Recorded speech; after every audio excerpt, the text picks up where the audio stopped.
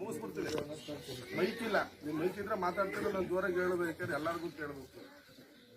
ಒಂದು 5 ಲೀಟರ್ ಹಸು ಕೂಡ ಹಾಲು ನಿಮ್ಗೆ ಎಲ್ರಿಗೂ ಗೊತ್ತಾಯ್ತದೆ. ಸ್ವರ ಬಿಡೋದು ಸ್ವರ ನಿಲ್ಲೋದು ಕಂಪಲ್ಸರಿ ಗೊತ್ತಾಯ್ತದೆ ನಿಮ್ಗೆ. ಈ 4 ಲೀಟರ್ ಅಷ್ಟು ಹಾಲ ನೀವು ಏನು ಬಕೆಟಿಗೆ ಕರಿತೀರೋ ಡೈರೆಕ್ಟ್ ಕ್ಯಾನ್ಗೆ ಕರ್ಕೊಬರ್ತೀರವ. ಬಕೆಟಿಗೆ ಕರೆದು ಆಮೇಲೆ ಕ್ಯಾನ್ಗೆ ಹಾಕಿ ಕಳಿಸೋದು 90% ಎಲ್ಲರೂ ಇದೇ ಪದ್ಧತಿ. ಇದಾದ್ರೆ ಎಲ್ಲೋ ಒಬ್ಬೊಬ್ರು ಟೆಪೆಕ್ಕಿರಿ ದೊಡ್ಡದ್ರು ಕಲ್ಬಿಟ್ಟು ಅದಕ್ಕೆ ಮುಕ್ತ ಹಾಕಿಬಿಡೋದು ಕೆಲವರು ಅಲ್ವಾಗ.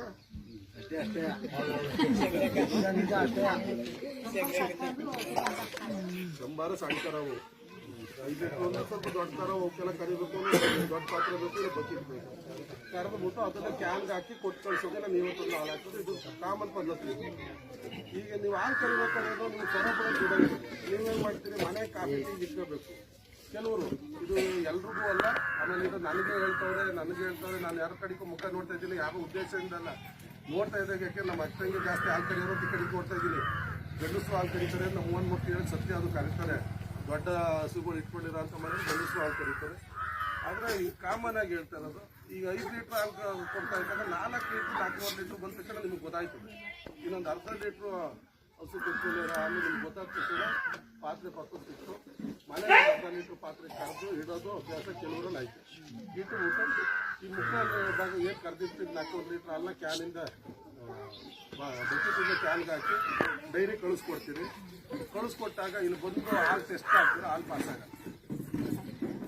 ನಿಮ್ಮ ಹಾಲು ಪಾಸ್ ಆಗಲ್ಲ. ಇಲ್ಲಿ ಆಗ ಬಾಯಿ ಮಣ್ಣಾಕ ಈಗೇನು ಹೇಳೋದು ಆದವನೇ ಆಗ ಬಾಯಿ ಮಣ್ಣಾಕ ಅವ್ರು ಕೆಲಸಕ್ಕೆ ತಗೊಂಡ್ಬಿಟ್ಟು ನಮ್ಮ ಮಾತು ಏನು ಮಾಡ್ತೀರಿ ಅಂತ ಬೈತೀವಿ. ಆದರೆ 100ಕ್ಕೆ 100 ಭಾಗ ನಿಮ್ಮ ಹಾಲು ಪಾಸ್ ಆಗೋಕ್ಕೆ ಸಾಧ್ಯನೇ ಇಲ್ಲ. ಏನಕ್ಕೆ ಅಂತಂದರೆ ಫ್ಯಾಟ್ ಅಂಶ ಕಮ್ಮಿ ಇರ್ತದೆ. ಯಾಕೆ ಫ್ಯಾಟ್ ಅಂಶ ಇದೆ? ನೀವು ಅಣ್ಣ ಒಂದೇ ಕೆತ್ತಲ್ಲಿ ಹಾಲು ಕರೆದಿದ್ದೀವಿ, 4 ಲೀಟ್ರ್ ಹಾಲು ಕರೆದಿರೋದು ಅದೇ ಒಂದು ಡ್ರಾಪ್ ನೀರು ಹಾಕಿಲ್ಲ. ಆದ್ರೂ ಈಗ ಈ ಥರ ಹೇಳ್ತದಲ್ಲ ಅಂತ ಯೋಚನೆ ಮಾಡ್ತಿರ್ತೀರಿ. ಅಂದರೆ ನಿಮ್ಗೆ ಫ್ಯಾಟ್ ಅಂತ ಹೇಳ್ತೀವಿ. ಫ್ಯಾಟ್ ಅಂತ ಗೊತ್ತೆ ಎಲ್ರಿಗೂ ಏನದು ಜಿಡ್ನಂಶ. ನಿಮ್ಗೆ ಜಿಡ್ನಂಶ ಯಾವ ಥರ ಕಾಣ್ತದೆ ಕಣ್ಣಿಗೆ? ಕೆನೆಯಾಗಿ ಕಾಣ್ತದೆ. ಕೆನೆ ಯಾವಾಗ ಕಾಣ್ತದವ? ಹಾಲು ಕಾಯಿಸಿದಾಗ ನಿಮ್ಗೆ ಕಾಣ್ತದೆ. ಎಲ್ಲಿ ಕಾಣ್ತದೆ? ತಳದಲ್ಲಿ ಕಾಣ್ತದ?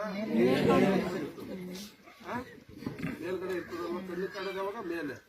ಅದೇ ಹಸು ಇಲ್ಲ ಎಮ್ಮೆ ಹಾಲು ಕೊಟ್ಟಾಗ ಯಾವ್ದಾರು ಹಾಲು ತಣ್ಣಗಿರ ಹಾಲು ಕೊಟ್ಟದ ಹಸು ಬೆಚ್ಚಗೆ ಕೊಡೋದು. ಅಂದ್ರೆ ತನ್ನ ಮಡ್ಡಲ್ಲಿ ಬೆಚ್ಚಗೆ ಮಡಿಕೊಂಡಿರ್ತದೆ.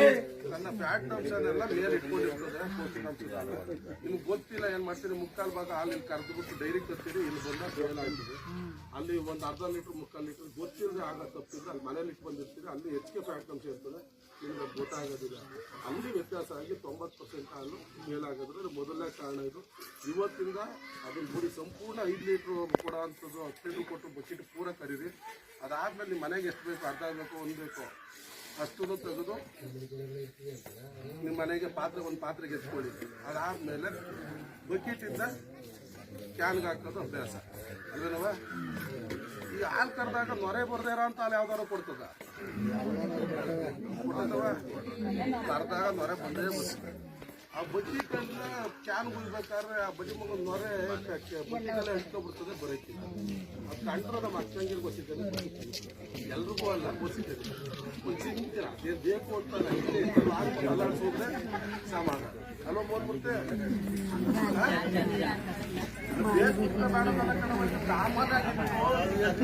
ಹೇಳಿಲ್ಲ, ನಾನು ಇವತ್ತು ಹೇಳಲೇಬೇಕು. ಯಾಕೆಂದ್ರೆ ಬೇಕಲ್ಲ ಹೊಳಿಬೇಕು, ನೀವು ಹೊಳೀರಿ. ಕಾಫಿ ಮನೆಗೆ ಇಟ್ಕೊತೀರಲ್ಲ, ಕಾಫಿ ಕಾಯಿಸ್ಬೇಕು, ಅಲ್ಲಿಗೆ ಹಾಕಿ. ಅಲ್ಲ ಅದಕ್ಕೆ ನಾನು ಹೇಳ್ತಾ ಇರೋದು ಗೊತ್ತಿದ್ದೆ. ಆಗ